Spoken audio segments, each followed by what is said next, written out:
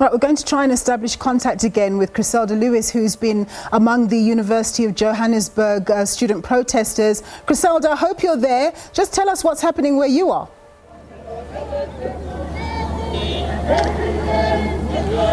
Well, Nompu, these are live pictures here in Auckland Park, just not too far away from the Campus Square shopping complex, where you see here students have blocked off this road here.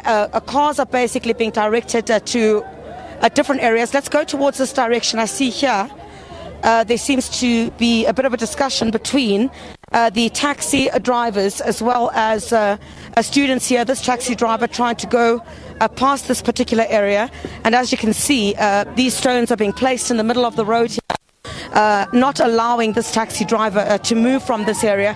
That is the general sense. That's exactly what's taking place here at the moment. Students are saying no cars are going to be allowed to pass this particular area. They're intensifying their action. They say, of course, you know that national shutdown was placed for today, and at this, I see at this particular. Nompu, at this particular stage, this taxi driver just pulled out a knife. One of the journalists who was trying to take photographs, this taxi driver just pulled out a knife. Students now asking him to leave at this particular point. He'll have to turn back from this area. He'll have to turn back from this area at the moment, as no cars are being allowed to move from here at the University of Johannesburg's Kingsway campus, in not too far from where you're broadcasting from. So at this particular point, no sign of police at this point. Nompu, it's almost as if there's been some kind of communication, of course, following, of course, a death in the beginning of this protest, you would recall. And I think as a result of that, from what we've noticed on the ground, is that there hasn't been much police presence at all. What we did see a bit earlier on is that police were brought into this particular area, but there isn't much in terms of their presence around the students. The students, of course, continuing with their action, but from where they are at this stage, they've moved towards that particular direction. You can see a water cannon there, a nyala also there, and about two police vehicles. So that's all there is at this stage. Police are just standing towards that direction that I'm pointing to, and that's about it. Almost as if there've been calls for calm, you'd recall. Since, of course, there had been a death in the beginning of these protests. So it's almost as if there's been some kind of communication, Nompu, about police restraining themselves in the wake of a lot of criticism in the manner in which police have handled themselves, being accused of being very heavy-handed towards the protesters themselves. So that's where they're parked at this particular stage. No cars are being allowed into this particular area. Students say they don't want to be disrupted in their action, their continuing action. They're calling, basically saying that their action is going to be intensified if no one comes and addresses their issues. So some of the placards you also see here, unblock our brothers and sisters. This one says Hasina mali brablade, and that one says all we want is education. So that's the general sentiment that is being shared here, and it has been that way since the protests themselves started. So, Nompu, that's exactly what's taking place here at the moment. Unfortunately, we're not in a position to speak to the students themselves, and this is all that we're basically getting at this point. But police somewhat restraining themselves at the moment. Yeah. Chriselda, do we understand? You say obviously the students are going to be protesting until their demands are met. Does this mean that we're going to be seeing similar scenes for the rest of the week, you think?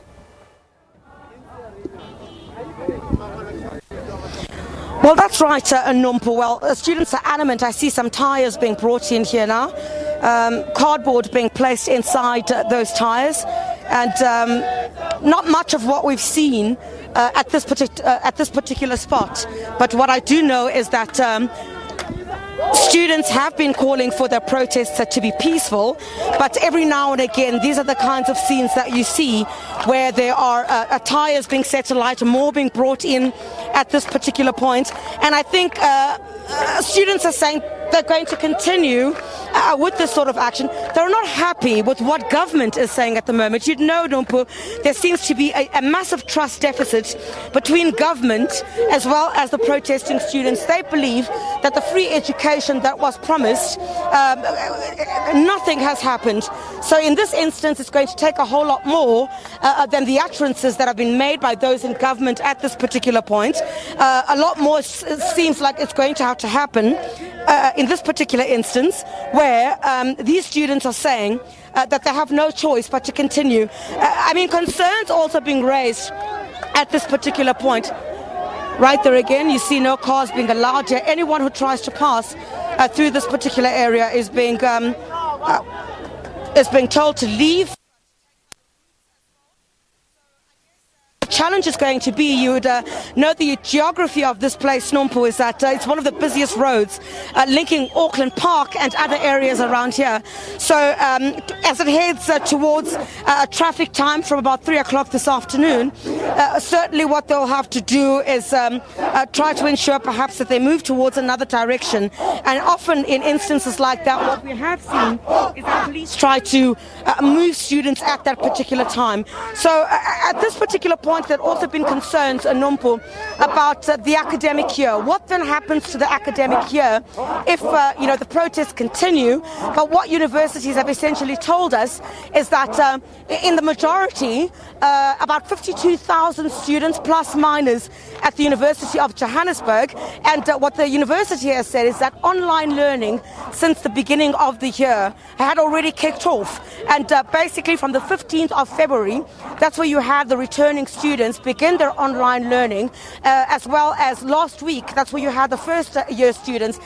Close to 100% in terms of registration, I understand, has already happened here at the University of Johannesburg, but the students here behind us adamant that their action is going to continue unless there are some concrete measures that have been put in place to address their concerns. So at this particular point, you see here, these cars are again being turned away from where we are on this particular University Road and Kingsway. And of much frustration, I must say, to some of these motorists. A bit difficult also to speak.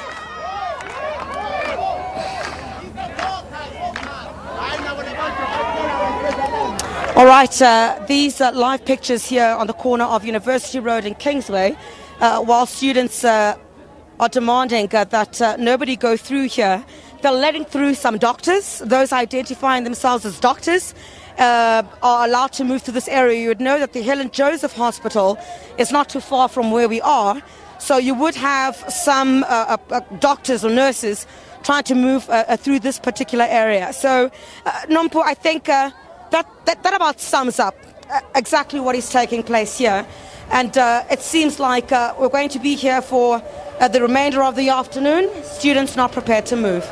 Super. Thank you very much, Chriselda, for that report. Chriselda Lewis reporting from the University of Johannesburg. Police have used water cannons to disperse protesting Wits students in Braamfontein. For more on this, let's cross now to Hasina Gori, who's been covering this story. Thank you very much, Hasina, for joining us. What's happening where you are? Good afternoon. Yes, right now the scenes that we saw earlier of the peaceful protesters marching through the streets of Braamfontein is a lot calmer now. Right now the students from the SRC as well as the EFF Student Command and other TVET colleges have convened on Jorrison Street. They said they want to have a meeting and plan a way forward. I'm going to step out so you can have a sense of what's happening right now. It's quite calm. They've asked for the media to give them space and allow for them to decide what is their plans. They said they will speak to the media once they are done. We saw those scenes earlier where they took to Braamfontein, marching through the economic hub here, trying to mobilize other students as well from the TVET colleges, going into Rosebank College, as well as closing businesses, saying that it is a national shutdown. They have been calling, we've heard from SASCO as well as the EFF Student Command, as well as other organizations calling for that national shutdown of all 26 universities, campuses, TVET colleges as well as FET colleges to come out in support for a free education. This has been an ongoing protest since last week. We've seen those scenes from Wits University. I'm just going to step out so you can get a sense now. You've seen they're now mobilizing once again. Earlier we saw police using water cannons as well as water cannons to disperse the crowd. A lot of the protesters saying that police are being a bit heavy-handed towards them, that this use is excessive force. We saw last week the killing of Mthokozisi Ntumba outside the clinic where he was shot by police using rubber bullets. I'm going to try and see if we can maybe get closer to the students and get a sense of what is happening at the moment. Right now we see that they are planning their way. So you can hear they said that they're eating and that they will be they are recharging at the moment. They are taking a breather, as they're saying, and once they're done they will then return to those streets. This is an ongoing protest calling for free education, calling for all students to be allowed to register regardless of the historical depth. They've also asked for the academic year to be postponed to the 31st of March, saying that it will allow for all students to register on time, and saying that resources need to be given to students to allow for online study to be also done. Thanks very much. Our colleague there, Hasina Gori, reporting among Wits University protesters. We have breaking news now. It comes out that the Independent Police Investigative Directorate, IPID, has just arrested 4 police officers from the Public Order Policing Unit, and that's in connection with the death of Mthokozisi Ntumba. Let's cross now to Chriselda Lewis, who covered that story closely on the day of the incident last Wednesday. Chriselda, this is obviously breaking news right now. Do you have any further detail? Well, that's right, Nompu. We've just received that statement from the Independent Police Investigative Directorate, and as you correctly pointed out, them indicating that 4 police officers have been arrested from the Public Order Policing Unit in connection with the death of Mthokozisi Ntumba. You'd recall that Mthokozisi Ntumba had last week gone to a clinic in the Braamfontein area where the protests had been taking place, and subsequently when it came out from his appointment, that's where he was basically shot in the chest. The SABC had managed to get some footage pertaining to what is believed to have happened there, which we do believe is footage which is very critical to the investigation of the Independent Police Investigative Directorate. What we're also hearing from them at this particular point is that they will appear at the Johannesburg Magistrates Court on Wednesday, the 17th of March, and they're facing murder charges, attempted murder charges, and defeating the ends of justice. So that's breaking news at this particular point. 4 officers have been arrested in connection with the death of Mthokozisi Ntumba, and we know that in the wake or in the aftermath of that arrest, there had been widespread condemnation from those including President Cyril Ramaphosa. Yesterday, the Commander-in-Chief of the Economic Freedom Fighters had also visited the Ntumba family, and South Africans had basically all come out against what had taken place because he had nothing to do with the protests there. We got to understand that this was a young man who had a very young wife and young kids, and he had basically lost his life for a cause that he was not involved in. Police again coming under strong criticism for the manner in which they've been handling protesters, and like I said to you, Nompa, just a few moments ago, it's probably part of the reason why we're seeing what we're seeing here today. A lot of pulling back on the part of police, not too close to the students, and the kind of way or manner in which we've seen them over the past couple of days. So I think this is going to be certainly something that will be widely welcomed about the arrest of these police officers in connection with the death of Mthokozisi Ntumba. The family as well would possibly want to see this kind of justice. You'd recall also last week when the police minister, Begicele, had been at the Kempton Park home of the Ntumbas. He was also there and basically told the family that justice will prevail in this particular manner. So I think a welcomed move in this instance, but will certainly not go a long way in consoling the Ntumba family who are still mourning the death of their loved one, Mthokozisi Ntumba. Absolutely, Chriselda. But of course, there's arrest is one thing, prosecution is another. And I know I was reading something about, rubber bullets and the fact that it's very difficult to be able to link the shooter with the actual bullets that, that wounded Mr. Ntumba. So I suppose we have to wait and see whether there is any one particular individual who can ultimately be fingered for having, having leveled that blow to Mr. Ntumba that led him to die. Yeah, and Nompo, that's going to be quite crucial in the sense that details will also emerge in court, because one of the questions that was posed to the police minister, General Begicele, we wanted to understand the circumstances under which Mthokozisi Ntumba had died. Was it live ammunition that was used? Was it a rubber bullet that had hit him on his chest? What were the exact circumstances? Of course, pathologists and those who conduct postmortems would be able to give you those details. But I guess in court is exactly where those details also would come through. Once those 4 police officers are in the dock, a lot more details will come through in the form of testimony and witnesses about exactly what took place. But I think for now, the commentary, I guess, that we will get from many who have condemned the killing of Mthokozisi Ntumba will welcome the arrest of these 4 officers. But again, like you say, arrest and prosecution is another matter in this particular instance, Nompo. But I guess for now, just a couple of days later, the arrest of these police officers would be a positive step or a step in the right direction as far as the Ntumba family is concerned, as well as the general public in South Africa, who very much condemned what had taken place. And we saw yesterday Julius Malema, the Commander-in-Chief of the Economic Freedom Fighters, also there.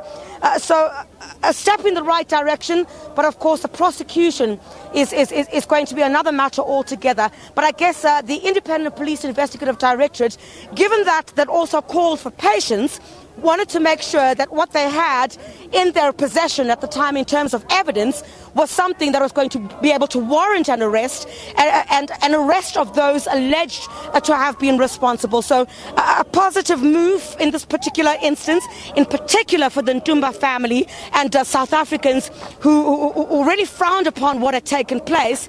But also, I guess, in this particular instance, the family, while they mourn, at this particular point, it would definitely be something that the family itself would welcome. Yes, indeed. You're absolutely right, Chriselda. Just one last thing, just in terms of the protesters, it does look rather peaceful behind you, but we're living in a pandemic at the moment. What are you seeing in terms of the observation of the safety protocols?